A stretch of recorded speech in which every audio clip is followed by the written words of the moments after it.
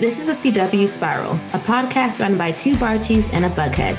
We're your hosts, Sabrina Reed, Michael Patterson, and Reed Gaudens, bringing you history about the network, the latest news, and in-depth spoiler-filled discussions of some of our favorite shows on the CW.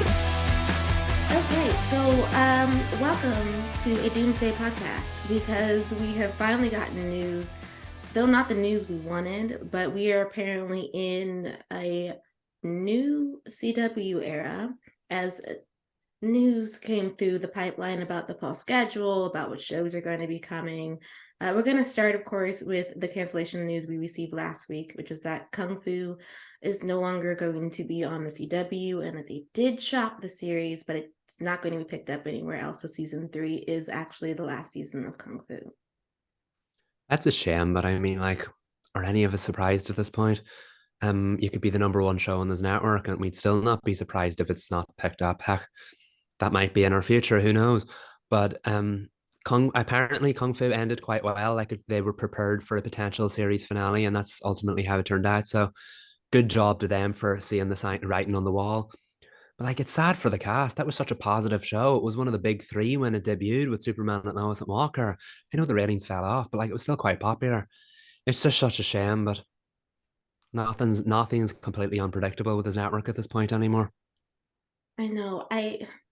And when a fan said that it was Olivia's birthday, though, I was like, I'm so sure that wasn't purposeful, but my goodness, the birthday is supposed to be peaceful, and that was not peaceful. They could have waited to the next day. They haven't made any announcements since. But then we also got news about the Winchesters at the same time, and that has been canceled as well. They are aggressively shopping the show. You've probably seen hashtag SaveTheWinchesters on Twitter. It's been trending, I believe, every day. The cast and Jensen have been releasing videos and trying to talk up or drum up excitement for a season 2 and I'm assuming they're looking for streamers to pick up the show and not a network, because I don't see the networks are closed for business. So the only door open is streamers.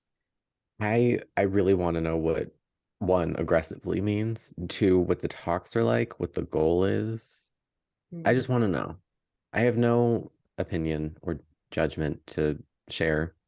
I just want to know, what are we, what's the goal? What's the goalpost? Is it just a trend to be like, look, we did it? Or is there something actually tangible and attainable? That's what I want to know. And it is interesting because we have something to compare it to, because they saw the writing on the wall with Kung Fu and quietly tried to shop it around. And I'm like, why wouldn't you see the writing on the wall with the Winchesters as well? I feel like if you own a show that was on the CW, you should have seen the writing on the wall and hopefully try to shop it behind the scenes. So if they did that for Kung Fu, what makes them think the Winchesters stands a better chance? I'm rooting for it. I hope it gets there. But the use of the word aggressively, it's not something you hear quite often. We go through the same motions every year. Studios try to shop and it doesn't pan out, and that's that. But Warner Brothers, of all places, sound committed to this show. So I'm rooting for it. I hope it can happen. It's nice to see CW shows live in this day and age, even if it's not on the CW.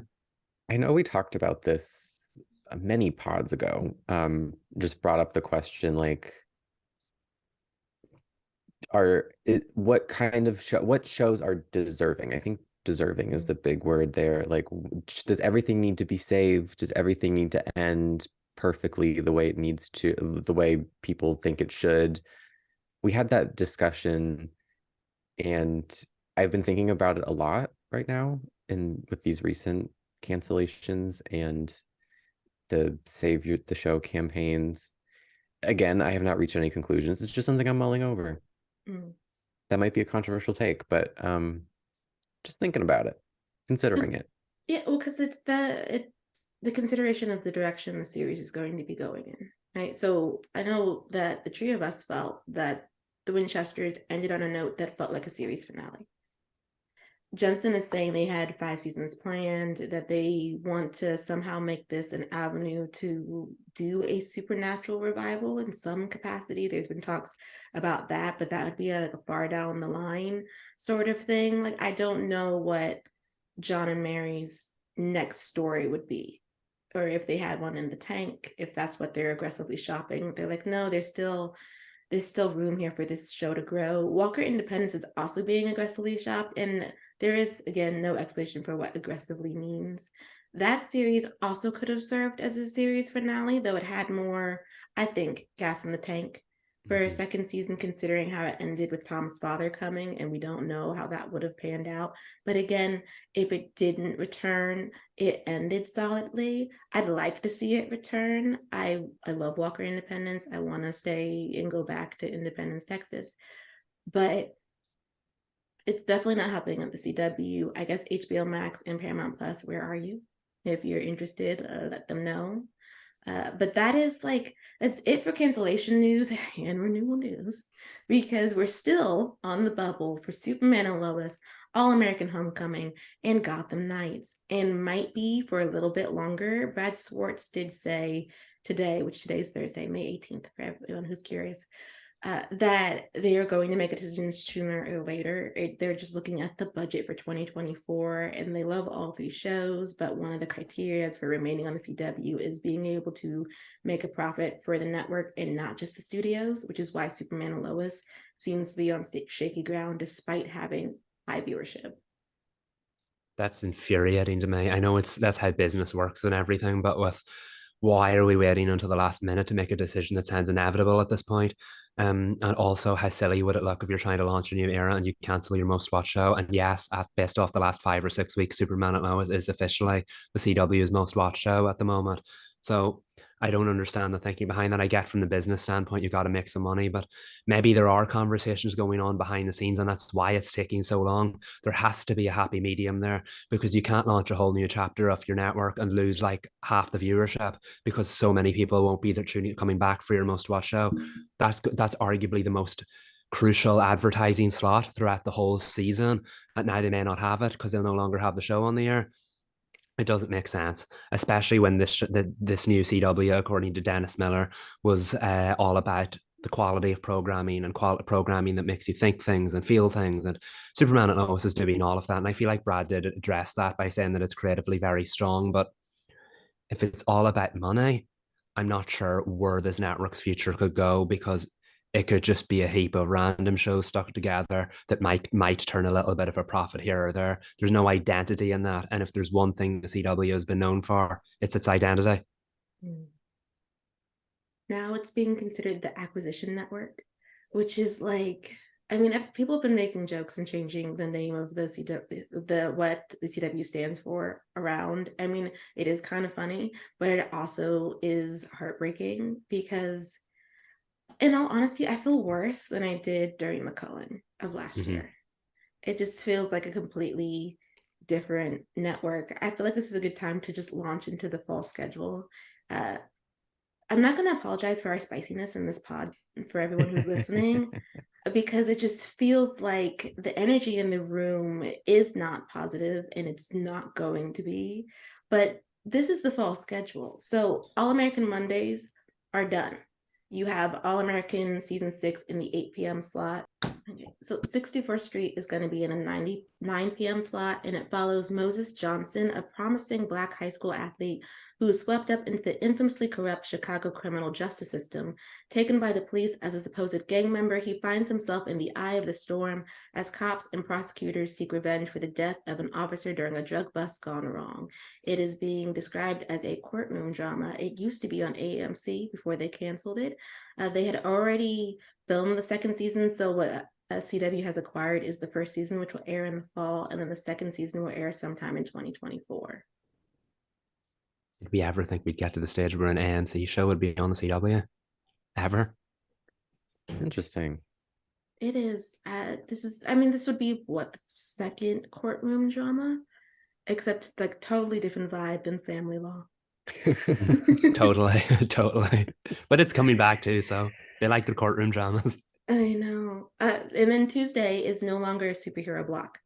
It is a comedy block. Starting at 8 p.m., we'll have Son of a Bitch, Run the Burbs, which is also airing in the summer. Children Ruin Everything and Everyone Else Burns. Reed, this is not what you said you wanted for a comedy block. I know. I've always wanted the CW to do comedy again, like half-hour sitcoms, and I hate to bite the hand that feeds. This isn't what I meant. No, it's so weird. I mean, it is half-hour comedies, But why the Tuesday superhero block? I realize that they're like sunsetting superhero dramas, but traditionally Tuesdays are for genre fare, and comedy is not a part of that.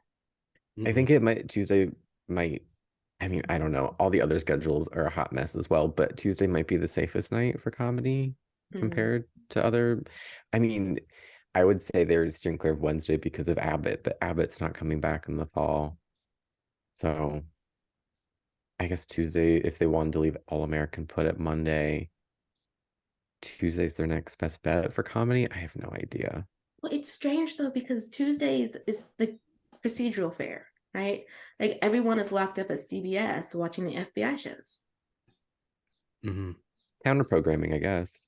And like, it feels like a lot of the programming that's on Tuesday nights, like Son of a Crutch, for example, sounds like some of the ones are really trying to push for this network. They're looking for that Schitt's Creek and whatever. So it feels like they went, oh, we get so many viewers on a Tuesday night, let's all cram them all in there. And like, people are not tuning into the CW on Tuesday nights because they're tuning into the CW. They're tuning into the programming that's on the CW on Tuesday nights. So I think going from a hard pivot from superhero dramas to half-hour sitcoms on Tuesdays, not the wisest of ideas. We need some familiarity to reel back in audiences. Not sure this is it. I don't know. Watch it work out. Who knows? And then Wednesday is 8 p.m. It'll be Sullivan's Crossing, and at 9 it'll be the Spencer Sisters, which is a procedural of some sorts. I am not excited. I'm not excited at all. I've tried to be, and it's just not working. I wouldn't say excited is the word. I think Wednesday is the lesser of the evils of this seven time slots, or just 7 days. I'm sorry, we're CW spiraling in a big way. So like my brain is foggy. I'm trying to talk. But yeah, like, and also like on paper, these are both the kind of shows that fit my taste like more than the others. So like if I'm watching anything, I'll taste test the Wednesday night block on the CW in the fall. That's true. But like I don't, excitement isn't the word I would use. Like, I mean, Sullivan's Crossing is premiering probably September, October, and that's right when Virgin River premieres. So I'm gonna be on like romantic drama overload. And then, I mean, the Spencer Sisters seems cute. I really like Leah Thompson. So I mean, that's all I got. I don't know. Okay, so just to give a description for the Spencer Sisters, it follows a mother and daughter duo who team up to start a private detective agency. So one of them is a mystery novelist, that's Victoria Spencer, and her daughter Darby. They're often mistaken as sisters as they tackle puzzling cases. Hence the name of the show. See, I do feel like Wednesdays is a night I could care about. I marginally could care about. It's not going to be my favorite night on network TV, but like, that has something for me in it. I'll have to wait and see if I actually like it. But like, if it's not superheroes, it's this. So I guess I'll give it a try. Well, like out of these two shows, like out of the two shows in the lineup that they've acquired, I mean, this is the most likely for us as a trio to be like, well, I mean, we're certainly going to watch the premieres, but perhaps we'll even go further and watch other episodes if we do like it. It's the only thing for us. I just I feel like if you took all of our like what we like, there's ingredients in that night alone that might make us interested in Wednesday. There's perhaps something in that for all of us. I don't know how much, whether it'll be something we'll actually like, but I mean, at this rate, we'll take anything. Yeah, the rest of the week isn't going to do it. No, because Thursday is FBOY Island Day, which strangely they're doing the encore for it first, and then they're going to do new episodes of season 3. I don't know if that means come the fall they'll have like a 2-hour block of FBOY Island where it's like a 2-hour premiere or something, because what are we encoring the season 2 finale? Like, what's happening? Yeah, it's probably going to be a 2-hour premiere, or like I couldn't even begin to guess it.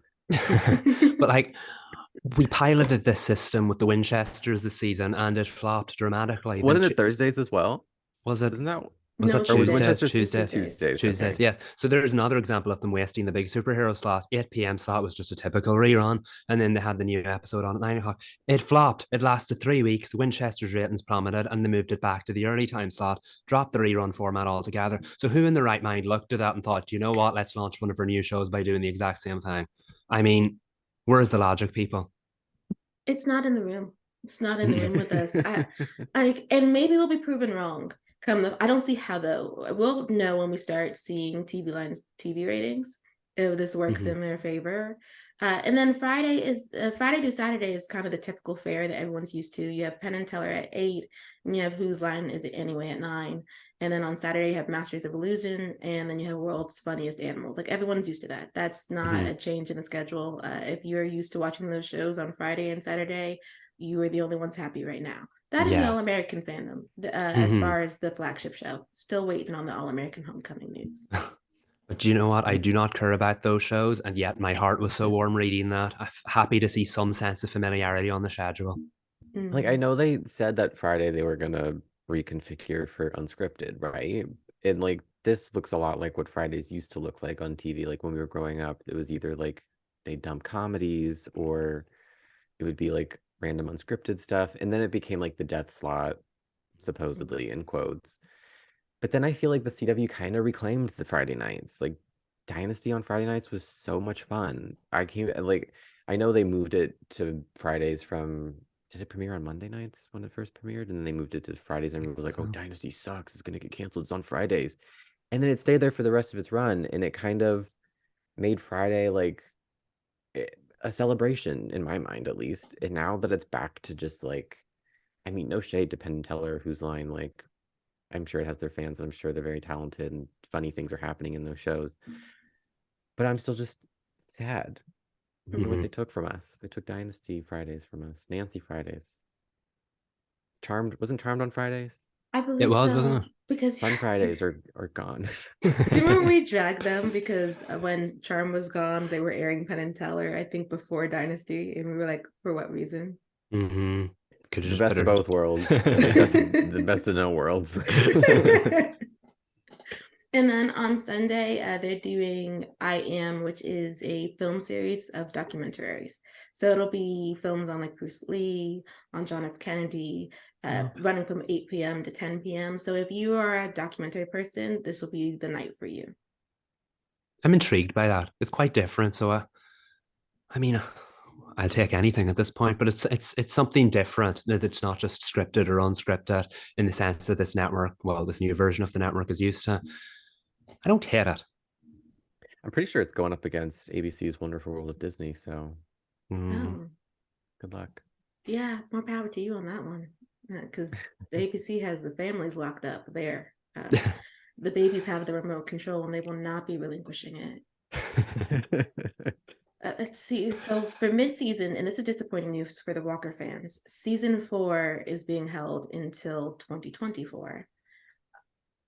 I'm assuming that's because they want to slide it into Thursdays and keep it there, but they want to do FBOY Island first.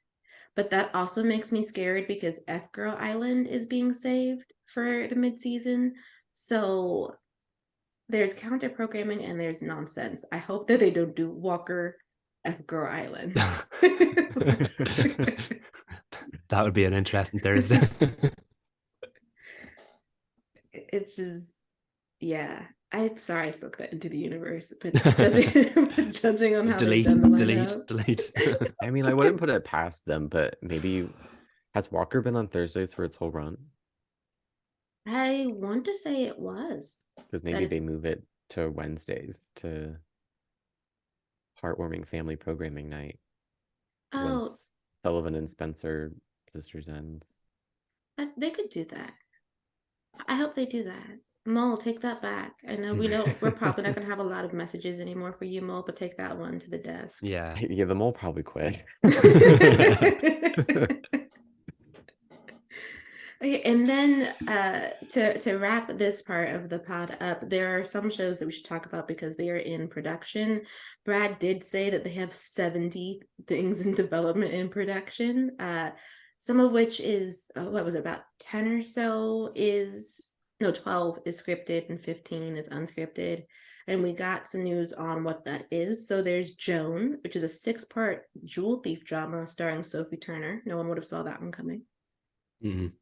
Looks Not like it's even with going to be binoculars. great. And it's set in the 80s, so we're doing another period piece. Apparently, CW loves them.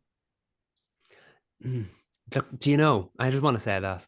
That sounds fun. That sounds exciting. And I think I would tune into that. I just think if I found this news out about 6 months ago, I'd be far more excited about it. It's just very hard to get excited about the network with all we knew today. Yeah, I can't believe they saved it. Like, there's a photo. Like, it's in Yeah. production. How did they keep it so secret? Right. Like, I'm impressed, but also annoyed that we didn't know about this. I know. I mean, it seems like 2024 is probably going to be a safer bet for us three, as far as shows that we'd be tuning into. I don't know. How do y'all feel about the Librarian spinoff called The Next Chapter? This one, just to give a thing. I know that fans love The Librarians. I feel like it has a fandom. I've never watched it, but I'm excited for the fans. And it seems like if you're gonna do anything, like doing something that people like is a good option. So I'm not mad at that. I probably won't watch. Maybe I will. I don't know. But I have no prior knowledge of the show. I think that's a great point. This network is losing a lot of its established audiences, so perhaps trying to appeal to one, even if it's not one they're familiar with, is a good idea. I hope it brings in some viewers. Like I said, the scripted stuff next year sounds far more exciting to me, and I hope we're still excited by the time we get there. But that caught me by surprise. It's nice to know there's a network still doing scripted stuff. We knew it was in a conversation and they'd be having it at some point in time, but the future seems a little brighter as far as spring goes. The fall's darkness, total darkness out there, but hopefully the spring will be a little bit brighter. Maybe we'll have fun in the summer sun next year. Maybe. Like, so at least with the Librarians, it's genre. You know, we do have a librarian from the past who gets stuck in the present and inadvertently releases magic across the continent when he's at his castle that is now a museum. Like, that sounds like it could be something that a lot of people who tune into the CW would watch, as well as bringing in a new audience. My heart is not here with the schedule or the programming. I want it to be, but it is not. Moving to the unscripted series that are also on the table, there's The Great American Bakeover. That is a working title. No, it is not a baking competition. It is they're calling it a bakeover. So it's like a makeover for small town bakeries who are struggling and need some type of revamp in order to keep their doors open. Yeah, it seems like bar rescue for a bakery. Or isn't Kitchen Nightmares a thing? Is that what that show's about? Yes, but I feel like Great American Bakeover is going to be more wholesome than, like, no one's going to be yelling in the kitchen like Gordon Ramsay about like nastiness on the side of the stuff. Yeah, the title is like Great American. You assume somebody's baking something. The bakeover, I love the wordplay. It doesn't really make sense until you know the premise. So like maybe like bake me over or something. I don't know. Something cute, something fun, something sugary, right? Like, we need something. It's like they're trying to like trick us into thinking it's the Great British Bake Off. Yeah, that's what I was gonna say. Yeah, I had to say that since that's a big thing. I mean, can't blame them for trying that tactic. They need to go back to the workshop it. Let's do it again. I do think it's a working title, so perhaps come 2024, we'll have a new moniker and a new name for it. I think it needs one, so we don't mislead. This is not clickbait titles. It's a show that's going to air. And then there's The Force, which is an unscripted procedural that is going to be about a group of law enforcement. That is all they gave us for information. So I have no idea what type of ride-along-esque thing they're going to be doing, if it's even like that, or if it's going to be like the firefighting show that's supposed to be coming to NBC that is also unscripted. I'm not sure. Yeah, maybe it'll be more like those Netflix hospital documentary series.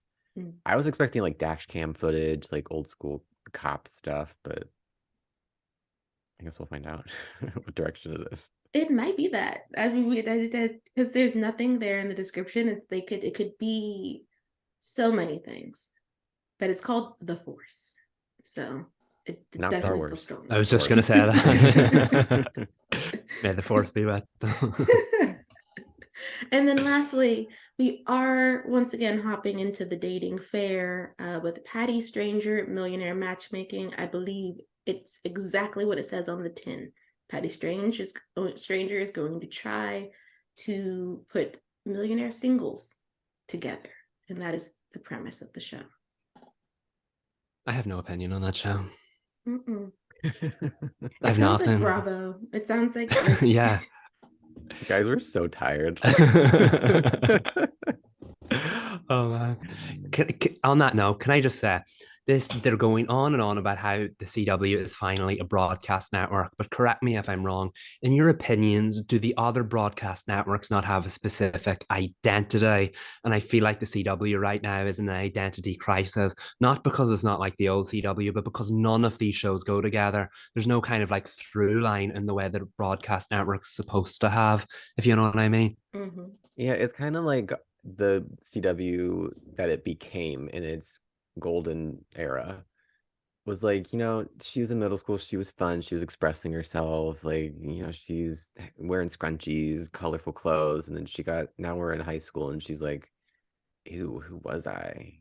And she's like trying to fit in with the popular girls in school. Like, it just feels so sanitized and like, I don't know.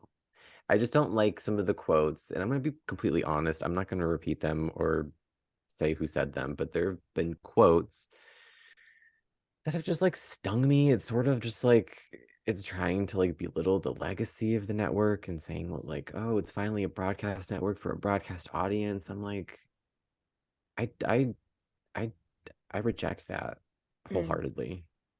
It just Same. it just doesn't sit right with me.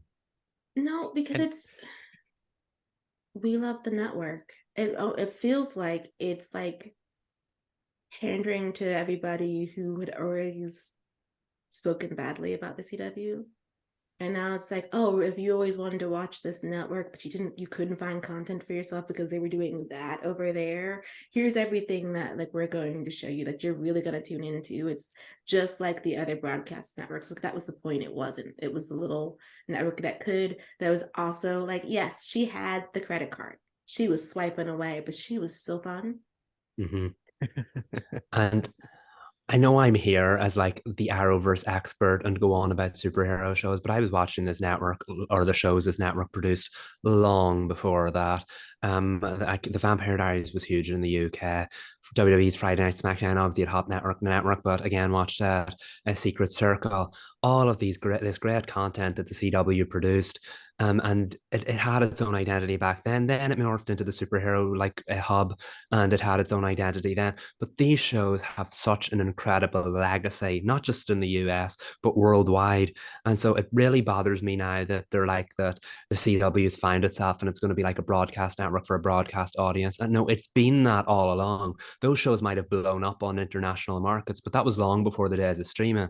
CW wasn't just built to be a streaming hub, it was built to entertain people on the night and then people around the world. There's no reason it still couldn't have been doing that, but obviously things didn't pan out that way. But to belittle the legacy like that was a little too far because the fact of the matter remains it might not have been built to be a profitable broadcast network, but it wouldn't still be a broadcast network if it wasn't successful at what it was doing. If people were losing money on it, it wouldn't be a broadcast network. Warner Brothers and CBS made all the money back from the international deals and all that. That's fine. But it had an identity. It was a broadcast network, and it was super successful. It could still bring in up to 5 million viewers, which is more than current broadcast networks were bringing in its heyday. So why are we belittling what came before it? You know what I mean? I did that. No one's excited for this direction it's going, and so why are we throwing shade at the past? We should be more concerned about what's happening in the future. It just feels like posturing and unearned bravado. And I know, like, since the beginning of this podcast, when like the sale was happening and like we heard the rumblings about what was going to happen, like we expected this, like we knew it was coming, and we kept saying, like, oh, we're gonna, we just want to see what it's going to look like. Now we know we're here. This is the future we've been talking about for over a year. And it's still jarring. It's still a lot to take in. Just because we knew it was happening doesn't make it any easier to, you know, see it in black and white in front of us in a schedule and be like, oh, one show. Okay, one show from the CW stands. Got it. Okay. It's just a lot. Mm-hmm. It's the schedule shook me. Like, I mean, it's like you said, it's one thing to know it's about to happen. It's another thing to be in the storm of it happening. And it's just like, how did we go from like a robust roster of scripted originals to All American opening the week, and then everything else has never been on the CW before, with exception to the weekend programming from Friday to Saturday? Like, it's just honestly appalling. Like, it just feels, it doesn't feel good. It just feels like out with the old and with the new in a very jarring way. I don't like it. I feel it's different from when, you know, there was rumblings. Remember when the Vampire Diaries was dropping and everyone wasn't quite used to more genre stuff being on the CW, and they're like, no, this is the home of like teen dramas and rich folks, and y'all want to be like showing blood and biting necks, and like, but that was like one program. We're talking about an entire decimation of a legacy to make room for acquisitions. And I have nothing against these shows. They are probably wonderful. Their creators and teams and cast, probably some of the best people. Nothing, like, I am happy that they are going to be able to be brought to a new audience, to have more people enjoy their programming.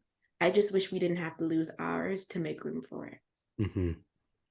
There's room for both emotions, to be happy for these shows and creators and the talented people that are going to be on the network, but also feel like we lost a lot to get to this point. Mm-hmm. And those initial reports said that there could be between 2 and 3 shows left on the network of the original US originals. But now the fact that only one of them, now don't get me wrong, maybe the gods will be kind to us, and All American Homecoming, Gotham Knights, and Superman Lois will all be renewed, which means we'd have 4 CW originals to look forward to next season, or mid-season, with Walker included. But like the fact that only one of them ended up in the fall, is that like we went this last season has been considered the transitional period, and even that was like a hard pill to swallow. It was kind of tough getting used to some of the stuff, particularly last fall, because outside of like Stargirl and can't even remember anything else that aired in the fall. But honestly, All American might not even premiere in the fall.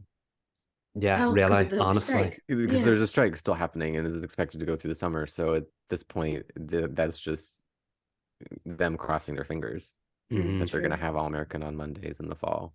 That could be mid-season for all we know too. And so that we have there's the potential of there being no CW original series, actual CW carryovers in the fall. Yeah, but like, if it's, I don't know if we all like accepted that until this moment, but I know. Well, my heart fell, so I'm not like carry but on. like, if it's for that reason, it would be understandable, because ABC is obviously in a similar predicament with their entirely unscripted slate, and they got dragged up and down the timeline for that schedule. But I feel like it's bad in a different way, because I looked at the schedule, I was like, oh, not as bad as ABC's, but I'm like, these are different conversations and different nightmare scenarios.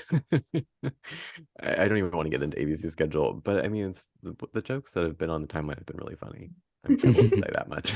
But like, they at least had a sense of familiarity and like Dancing with the Stars or whatever. Like, if the CW had a program like that they were bringing back or rescuing from a streamer so that they had something on the fall, nobody would have a problem with that. It all feels so alien right now. And like you just said, we might lose All American in the fall, which would make it even more alien. We, like Reed said earlier, we were prepared for a change, and we got that change last season. And even though we were prepared for it, this change feels like an even harder pivot. So there's just no matter what you prepare yourself for, you're still hit with it in the face, because you're like, wow, this isn't the CW anymore. And like, they might be celebrating it. I'm not sure that's something worth celebrating. The CW might have gotten dragged up and down the timeline for its own unique identity, or teeny shows, or low budgets, or whatever, but it was a successful model. What we've got in front of us is one of the most bizarre things I've ever seen in my life. And I mean, good for them. I hope it works out, but like, it's going to be an uphill battle. I know earlier this week I was Mhm. tin hatting when we didn't get the Nancy trailer. I was like, what if they're holding it for fall? And obviously, I guess they're not. But looking at the schedule, I'm like, I could have waited a few more months for Nancy. Hmm. Mhm. Just have some sort of familiarity in the fall. Yeah, It's absolutely. there's there is nothing. I just when I'm thinking about like big promo pushes for the networks, if they're able to do them, because again the writer strike is happening. Everybody else on television is going to be gathering with their network families to be doing different promotional cycles, and then for CW, it's all American. Everybody Yeah. like none of the rest of the programming, like they don't know those folks. Yeah, there's They're no just cohesion, there's no community anymore. Some of these shows have aired months or years ago. You can't get any of them in the same room. and the other ones are like Canadian. Like I think All American, if they're gonna do cross promotion with the cast from 61st Street, probably But gonna you be the can't most because comfortable. the cast contracts have expired, so it's not like they can do season 3. It's not like they can count on these Oh, that's cast true. members to even promote the show. Like they're not attached to the show anymore. They're just airing it. Maybe they might get a nice note from Courtney B. Vance. Yeah, like a tweet. Like, oh, the show's airing. Like we and after All American, check out this young man doing his best on the football field. See y'all at 9. Like that's Ugh. like the end of him. It makes me There's just like really. no incentive to promote Mm-mm. the show, really. It just makes me feel so nostalgic for the days of when you had all the casts in those like moody alleyways and for the pro TV promos, and I said, "Watch the CW this season" or whatever. And now they're Now we like, have a shady promo reel that has the new CW. "Yeah, yeah." Shows no one knows. Like they're all Canadian. like I'm just I will not be baited by Chad Michael Murray's arms. I said this to Sabrina earlier this morning. You can start that promo with Chad Michael Murray, but I will not. that thumbnail is so funny though because it's just him. I was like, yes, we do know that's Lucas Scott. We're Hmm. still mad. He's Edgar Everett to me right now. Oh yeah. That's what I'm telling myself. They don't mind using the legacy of the network to promote their new trailer. I'll say that. It's I will not. I will not take the bait. It's infuriating. All right, so moving from our anger about the CW to our I sound like a pirate. That's my accent through and through. R. To our Michael, would you describe it as bitterness? Are we still bitter or are we apathetic at this point? Do you know what? Frustrated? Sorry, frustrated. I would say that's the right word. Do you know what? After everything we've gone through over today, I'm actually so excited just to talk about the Flash. So excited. Um, it's not that bad in hindsight now. No, I'm kidding. Yeah, it was another decent episode that ticked all the boxes of what it was supposed to do, and yet completely out of place in the back half of a final season. So, would you agree with that? I would. It was another talking episode, but this time there was plot momentum. It just didn't. It didn't move me. I know that this episode came after some quotes from Eric talking about like the actors' performances and how well they've been doing these last few episodes of the series, and it's really been wonderful to watch them do new things. I'm like, yeah, it is, but the writing it's not there to support what we are doing in the scene. I mean, I think the breakout stars of this episode certainly are the actor who plays Eddie and then Jessica Parker Kennedy. Like they Mhm. did stellar jobs. It felt like episode 8 in a 15 episode season. If episode 8 wasn't the mid-season finale or something, like it just didn't do much for me, but the Eddie parts were interesting to a point. It definitely has an element of being full circle. Although, like we said last week, maybe it came a little bit too late. But yeah, I agree. I feel like the episode was very poorly structured because again, we spent the first half of it with Barry missing Iris off screen. Um, that woman is in labor, and all of Team Flash abandoned her so they could find Barry. Um, and so they were all searching, like there was no urgency whatsoever, trying to find Barry. And then Nora in the future had to do the whole like, oh my God, Eddie Thawne's alive. big letdown, because when Barry finally saw Eddie, he never asked the questions you're supposed to ask. He was never like, is it really you? Because the writing team was like, we already did that with Nora. And I'm like, yeah, but they didn't have a conversation. The emotional reunion here should have been between Barry and Eddie. And we had all the logic thrown out the window because we did all that with Nora. So we're like, we're not doing it again with Barry. So that scene felt very rushed to me. However, Grant Gustin and Rick Cosnett, who plays Eddie, absolutely acted their hearts out to make it feasible. And it paid off in the end. It was an amazing scene. But yeah, we spent the first half of the episode with New Team Flash trying to find Barry. And of course, they're like, how do we do that?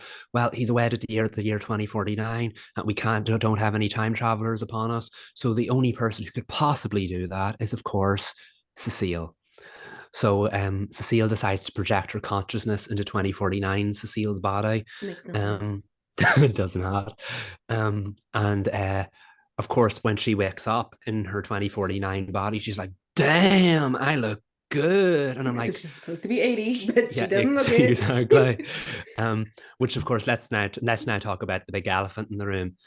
The Flash is currently in 2023, and we've zoomed all the way to 2049, and everyone looks exactly the same. That is not how aging works. And I know Superman and Lois has done the same thing, because when we flash back to Clark and Lois 20 years ago, they still look the same. And that's fine, but it's easier to make someone look younger than it is to make them look older. And they didn't address it. The Flash actually went out of its way to address it by having Nora say, oh my God, Eddie Thawne's alive and he looks exactly the same. And I'm like, no, really? Everybody looks exactly the same. Why did we have that line of dialogue in it?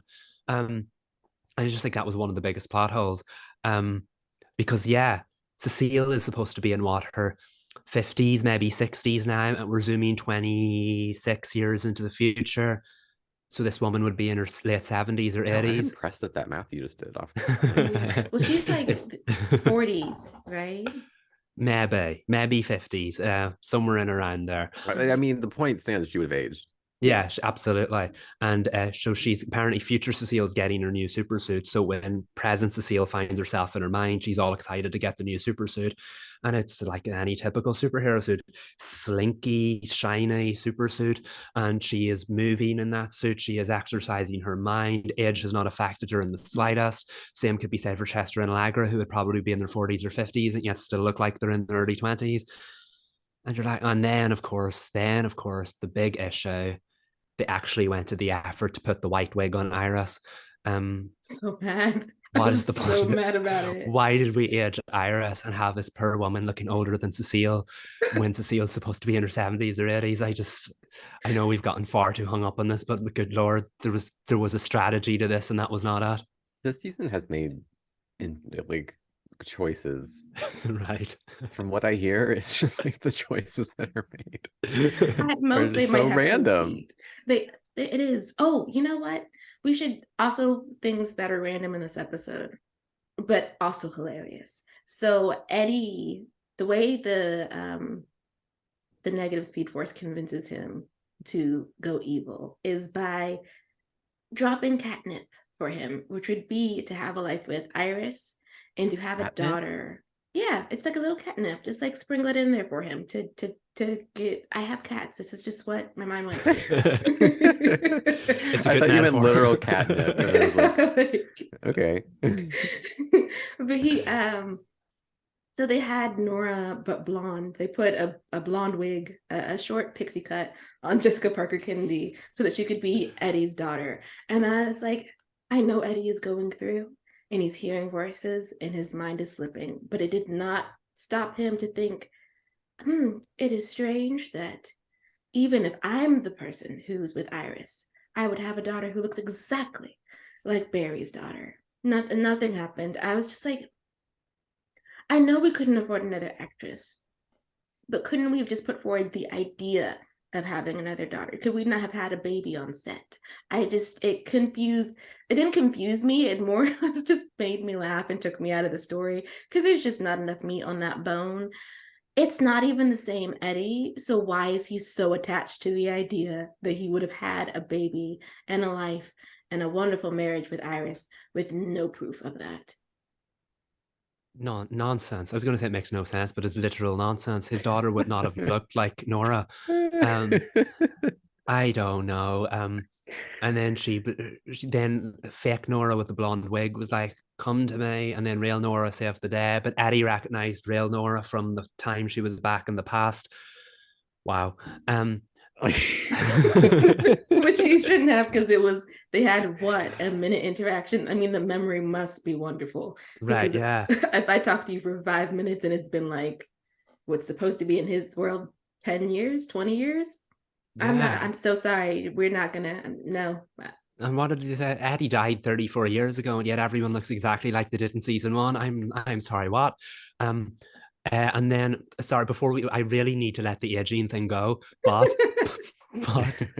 um, when older Iris met younger Barry, because our present day Barry was moved to 2049. He's like going all through the timeline and against as well. Present day Barry ended up in 2049, and they had Iris with the wig, of course, and she was like, "Wow, it's been so long since I've seen you looking like this." I was like, "Why? Nobody else aged. Why would Barry have aged?" It's nonsense. It was nice. Of course, they had to write old Barry off because they would have actually had to age him since they wrote that into the dialogue. But so he was off in the Watchtower with the Justice League apparently, which that was a lovely, like, nice little reference. The DC fan and me was going, "Oh, the Watchtower exists. That's cool." Um, but yeah, why would the Flash leave Central City in the hands of Chester and Allegra and Cecile? Notice there was no Keown or Frost or anything, so I guess something's going to happen with that storyline in the present. Um, but yeah, this episode was messy. Lots and lots of potential, but messy. Wait, so you guys teased that there was a song, Yes, and please. that's all I've wanted to know is the song. So basically, the plot of the episode was the negative Speed Force was trying to get Eddie to be its avatar, because it's basically said Barry Allen stole your life and now he's got the Speed Force. We can give you the negative Speed Force. You can go back in time, make Iris your wife, have Nora with the blonde wig as your daughter, and have Barry's life, take it back from him. And of course, the negative Speed Force is like the blue diamond, and we know Eddie's going to become cobalt blue, but at the same time, he's feeling super blue about what's going on with Iris. So, of course, the very on the nose musical moment at the end was a very moody cover of Elton John's classic. I guess that's why they call it the blues. Oh, Right? I've never heard that song. Really? I haven't either, but also that's not what that was giving in the scene. It wasn't. Who do we know who the cover artist was? I tried to Shazam it twice and it said it didn't recognize it. So Okay. no. It sounded like something a Milk and Heap would do. And then it sounded like cacophony. Like, it was just, he's spiraling mad in his laboratory. And then you have this song playing, like this random needle drop that is, it's louder than the sound they did for the levels they did for his voice. So the singer is just a going, and you have to like strain to hear Eddie as he's losing it in the lab. And I was like, what was the choice? Who decided this was the thing? Why is the music so loud? Mm-hmm. Does the show usually have music in it that's not score? Very occasionally. And it's usually Very. good. Yeah. Yeah. Did you say it's usually good? No, Yeah. sorry, not to be rude to that artist. It's not the song. I meant usually placed well. It's just funny. Oh, we needed his laugh. Yeah, it felt kind of out of place. Like, that song absolutely would slay the right scene, and it was pretty cool. Again, the blue diamond lit up as the lyrics, I guess that's why they call it the blues, was playing in the background. So again, very, very on the nose. But I mean, like, it worked. It served its purpose. It was just a little bit taking you out of the moment, if you know what I mean. And then it was building up to the big grand finale as Eddie opened the portal and he had that look, and then it just cut off. It's like, why did we build up to that for no reason? Where were we going with that? I have a question. Sure. Is there a cliffhanger going into the series finale, or like, is there any questions, anything where like we need answered? Like, Technically, yes. Why did Eddie I'm committing to watching the series finale with you guys. Oh my goodness, that's so exciting. Oh, it is exciting. I mean, I don't know if you care about the villainous speedsters, but I mean, they're coming back obviously by the crystal. So that's like what the cliffhanger would be. Like, if you weren't aware of that knowledge, you'd be like, oh my God, Zoom and Thawne and Savitar, and I think there was like one other person that's escaping me. For whatever reason was like lit up in the Godspeed, crystal. wasn't it? Godspeed, there we go. They'll They're going probably to be just coming. they'll have a standing in a suit playing that role, probably. I could see that. But that's it. Like, and waiting for the babies, which they forgot about this episode. So that's it. Sweet. Well, I'm excited. Yeah, that was it. The very end of it. Eddie opened the wormhole. He's taken the blue diamond. He's going to become the avatar for the negative speed force. And somehow he's going to bring back all of the major speedster villains from the show's run, which that's exciting. We're going to see the Reverse Flash, Zoom, Savitar, all of them again. But yeah, it's doing everything that it should be. This storyline is hitting all the beats that it should be. We're going to have the big showdown next week that we should. And I'm not feeling as much from it as I wanted to. I don't know whether it's just its very bad storytelling technique, the aging that didn't make any sense, the fact that we didn't know whether Eddie was in 2049. And we pegged it last week because of the 2049 graphic in the background, but the show never told you where he was in. That captain that was helping him in the last episode, she was essentially a main character in the last episode. She got sucked into a wormhole at the start of this and died. Oh no, I don't mean to laugh. Oh my god, I laughed before it was funny. It's a little funny.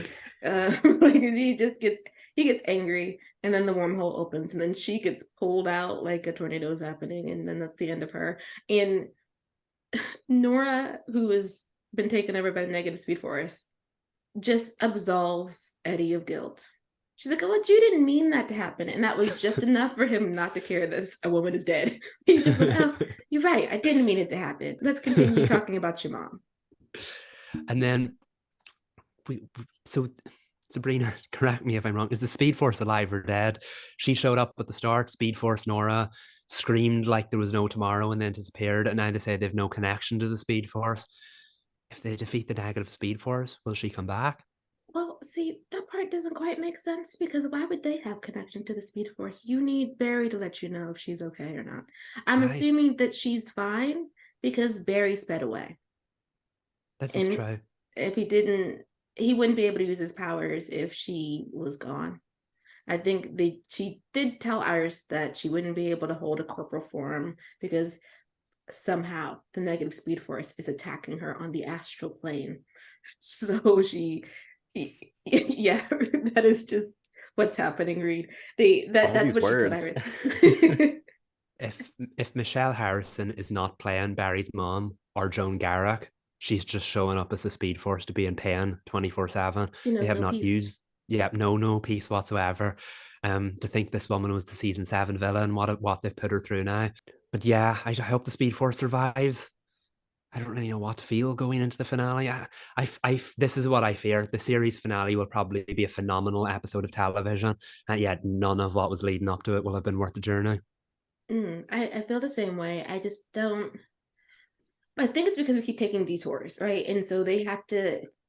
Presumably, they're not getting a 2-hour finale. Like, I feel like that would have been announced. So the things that we have left to wrap up is Cecile's feelings on the fact that she has not moved to the country, even though it doesn't look like the country, with her daughter and Joe, which was a plot point in this episode for reasons that did not need to be there. I mean, we detoured. We were looking for Barry, and then she couldn't do it anymore because she got an out of context comment about how she hasn't been to the farm only twice. She's only been twice in that year. Okay.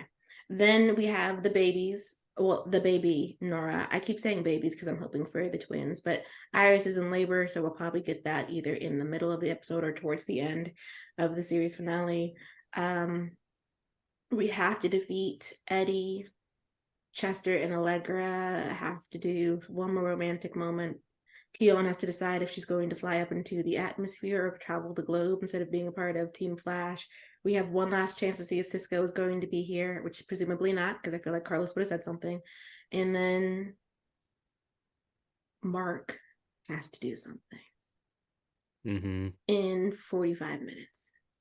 Godspeed. There's no retrospective. Yes, forgot about that part. This is again why this is a doomsday pod. They do not care about us. They just do not. There is too much going into that for only 40 minutes of television. But it all doesn't seem like super high stakes. No, it doesn't. We're going to have only two of those things seem like the big deals. Right. But that's the problem, though. Rightly, the other ones are going to get more screen time. Chilblain, who single-handedly betrayed Barry 3 or 4 times in the most recent episode, was like, gotta find him. I just realized how much I love that guy. And you're like, are you for real? I don't care. I'm so excited to watch the finale. Me too, but not for the right reasons. I'm excited for the villainous speedsters and for is it close your ears if you don't want to hear this spoiler. And for Bart. I want to see Bart one last time.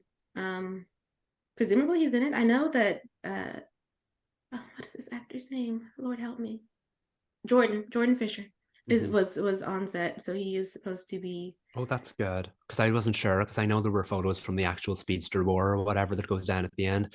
And you have Barry in the most boring lineup of Team Flash in history with Nora and versus all the Speedsters. And like Team Flash doesn't stand a chance, but of course they'll win. But I don't think Jordan was on set for that shot. But I mean, if he's there, brilliant. That's good, because we're not explaining where he is.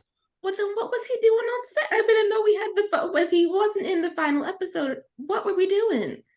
Were we just, maybe he was just hanging out with Candace. Now and you know what? Bar in hell. I just don't. The bar is that low. I just can't now. Thoughts and prayers for the series. We have to go to Nancy. She's here to save the day. We're on the bus to Horseshoe Bay. Yeah. Yes. That's his bus. I hope that yeah. So initial reaction to season 4 trailer, to me it felt more like a TV spot, so I'm actually more excited for what's going to happen based on the synopsis for the season rather than the trailer itself. But it does look nicely shot, and it looks like it's going to be an interesting season. Yeah, if you go through, they pack a lot in there in those 30 seconds. Like when it was finally uploaded to YouTube, that's some slight shade. I went like frame by frame, like kept pausing it to see, like, to like be able to see the things that were flying by so quickly. And there's so many, like, it seems so, I mean, this is a supernatural show, but it seemed like so much more supernatural than ever. Like we had skeletons in wedding dresses, and we had weird Stranger Things creatures and spiders and portals. There was so much going on. So I'm looking forward to seeing how that all goes down. And it like you said, it does look real, like the CGI and everything looks really good. Yeah, I didn't love the trailer because, like you said, it was more of a TV spot. As soon as I seen it, I was like, this is going to urge her in the Flash or Superman Lois, everything. Not exactly how a final season trailer should be unveiled, but everything in it looks great. I'm very excited for the season. The bony zombies standing up and then like falling and collapsing looks hilarious. Nancy seems to get frightened by something, which looks amazing. Don't love the spiders, but eager to see what to do with it. Yeah, all looks really, really good. It's so exciting to finally know more about season 4, because I know we were manifesting the trailer last week. Yeah, I'm ready for one more journey with Nancy. If we've learned anything from this pod, we'll take anything that's familiar, and I can't wait to see how it all ends. I have no like theories about anything that I saw. Like I know fans have been running wild with like theories about like what certain things mean, but I'm watching it and I'm like, I couldn't even begin to guess what this means. Like the clip of Nancy and Ace standing facing each other, and then there's like that black smoke coming out of their chests and like intertwining into the air. And if you pause it, you can see Bess in the background just giddy. Like she is smiling, beaming, thrilled. So like I want to know, that's the kind of stuff that I'm curious about, but I'm not even gonna guess. I'm not gonna say like, oh, Bess did that, because we don't know what that is. But also, if you pause that, Nick is in the background, slightly shook. I'm not gonna read into that either. And I paused on another clip, and it seemed like George cut her hair, a little bob. I don't know if anybody else got that. I didn't, but I did. It does look like a fun season, and it looks like there's a lot happening in it, which I mean, we know that the writer is the standard of the show is always going to be strong. I sound so ungrateful considering this is one of the only bits of good news we had on this. I just wish that we it got a better trailer rather than a Longer. TV spot. It deserved more. It deserves one. that. Even any show deserves a final season trailer to that kind of tease. We know The Flash got multiple in the months leading up to it. The fact that they waited so long and then just sent out your run-of-the-mill TV spot, and regardless of whether they do weekly trailers, you know this trailer is going to end up constantly being shown throughout the show's run, just as the package of the season kind of TV spot. That's it. I feel like it deserved better than that. But again, my faith is in the show. It looks fun. Trailer's a generous term. This is a teaser. Like, it doesn't tell you is. anything about the story. It just gives you moments to look forward to. To And be I don't think we're honest, gonna get anything else. I think this is it. that's a bummer. And I say that because, like, in terms of Nace Watch, I felt like with this being the final season and how much that synopsis was talking about both of them yearning for one another and potentially having other partners at some point in the first half of the season, we sort of pandered just a bit more. I mean, they're in it, like the scene you mentioned, Reed, and there are like shots where it seems like Ace is in the frame with her.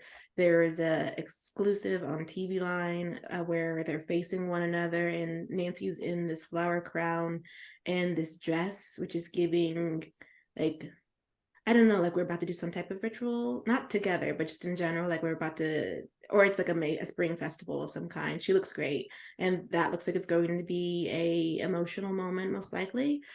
But fans did wait for a really long time. This is supposed to be the end-all be-all ship of the show, and while the show isn't just about that romance, they made a big deal in the season 3 finale about it being star-crossed lovers, tragic romance. We have to somehow get back to each other.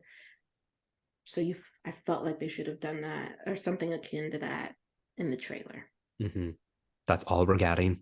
Yeah, I'm excited for the content. I just think they could have handled it, the promotion of it, a little bit better.